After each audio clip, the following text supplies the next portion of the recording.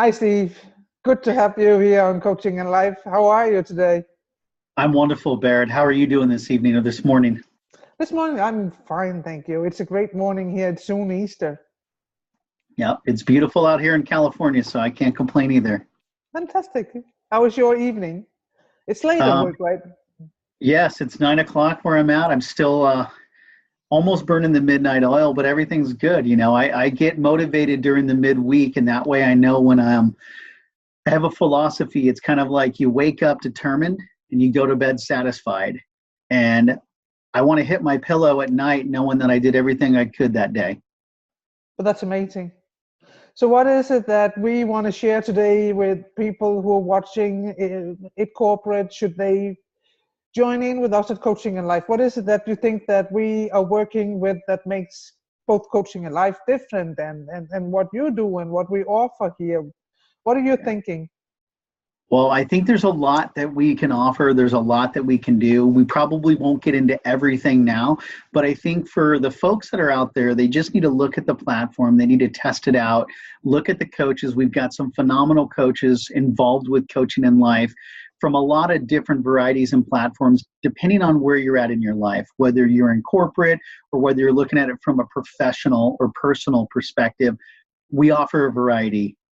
And I think the big thing that we're looking at, I do a lot of career coaching and corporate consulting. I know you on the business side, but we offer much more than that. And I just want to share with people that look at our website, check us out, and just see what really resonates with them, where they're at in their life, and how they could, what I kind of call level up, or how they can grow and develop in their personal life as well as in their professional life.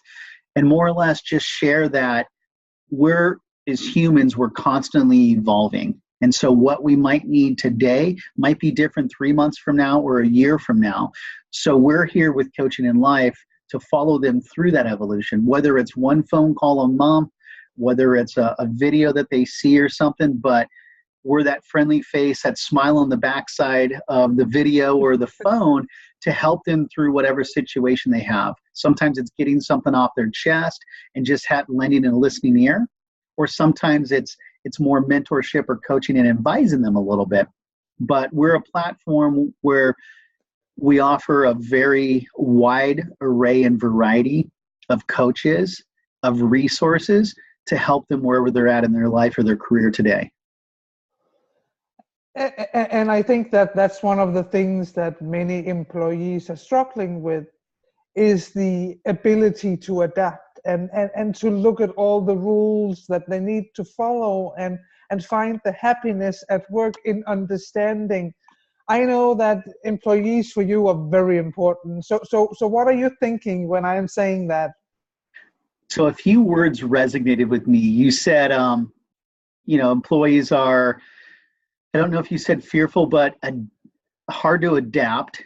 And you also said happiness. Those are two words that resonate with me. And I think one thing that I'd like to look at is take it even a step further is, are they engaged? Yeah. And we all know that disengaged employees are not happy employees. They're not bringing their whole self to work. They're not producing the quality, and they're kind of hindering the culture or bringing the quality of the product or service down. So our goal with Coaching in Life is to really get them out of their own way. And it could be something little, it could be something big, but engage with them. Make sure that they're engaged with their work, with their leaders, and ultimately live a satisfying or have a satisfying career, and ultimately to be happy. Sometimes it's not always money. Sometimes it's just the culture that you're in. It's the environment.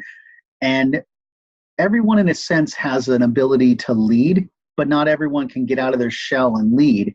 And that's what we're here, is to find where their strengths are and sort of capitalize on that and make sure that they are in the right job. They are happy with what they're doing.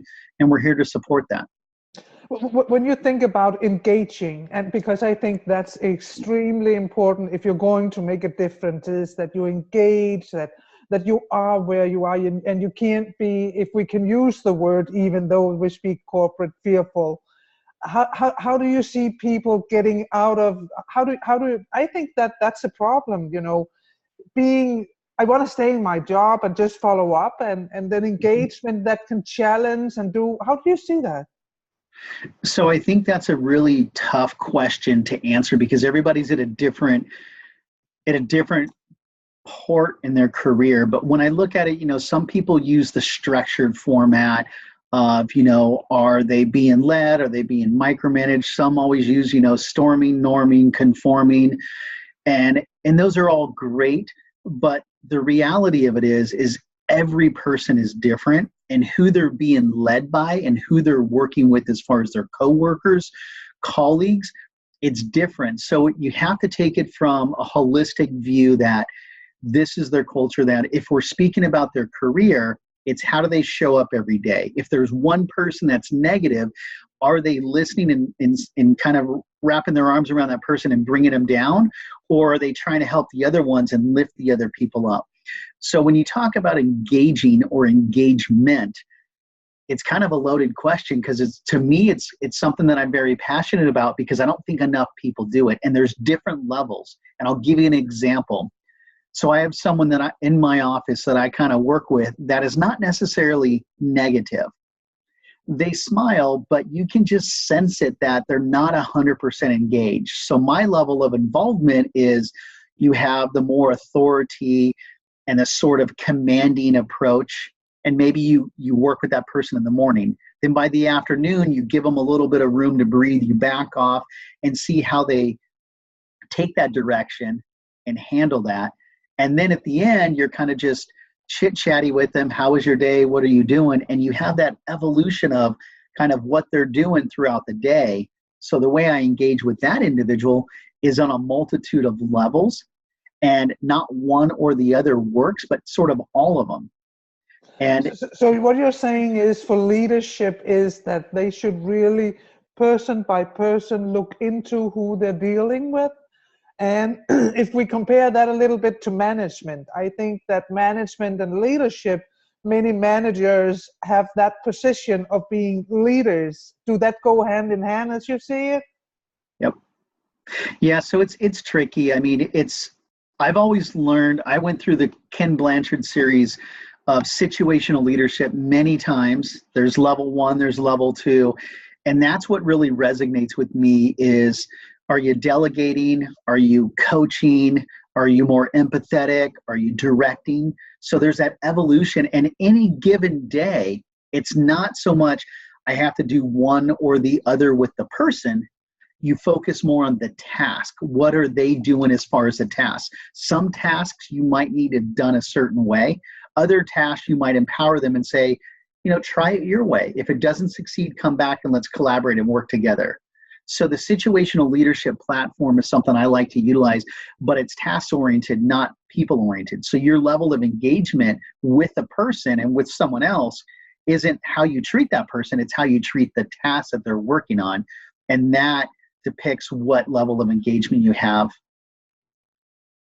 I think that's awesome. And I think that many employees and corporate could really benefit from that, because I think that some people and companies definitely are losing out because people, they're not engaged when they go to work. They just do as they're told. And often if they don't see the mistakes that can occur or what it is, I myself have discovered several times, that people they try to correct a system by correcting what they do when it comes to them, which they shouldn't. What they ought to do is say, this is not the way it should be done. So I think that good employees can benefit a lot from having the ability to ask questions. If they're not ready to ask them at work, they could ask here at Coaching in Life and get the help and support. Exactly. Yep, that's what we're here for.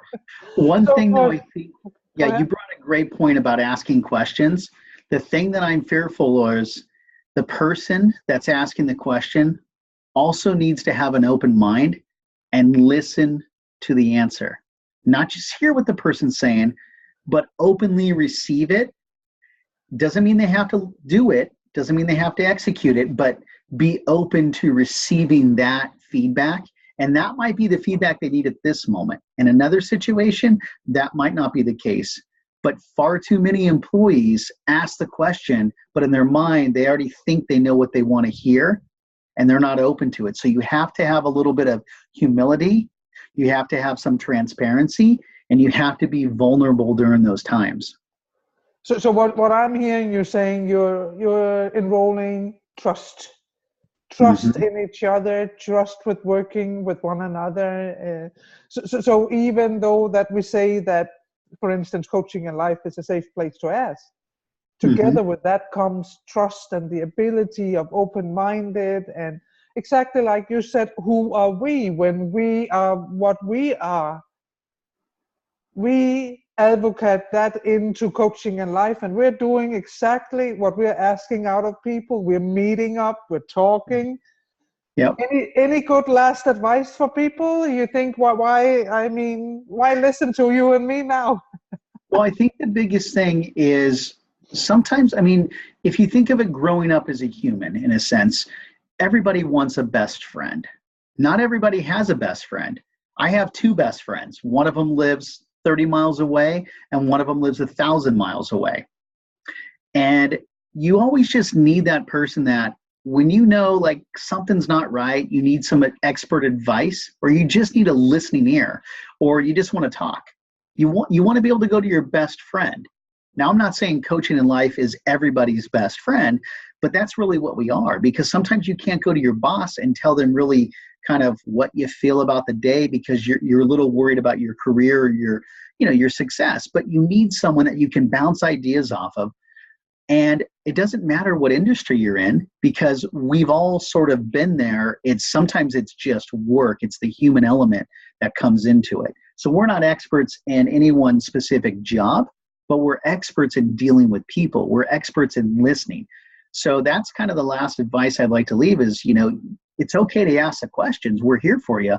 But our goal is to give you some advice to help you. But sometimes that's all they need, is just to get it off their chest and just have somewhere that they can go that is safe, that's trustworthy, that's consistent, and just know that we're there for them.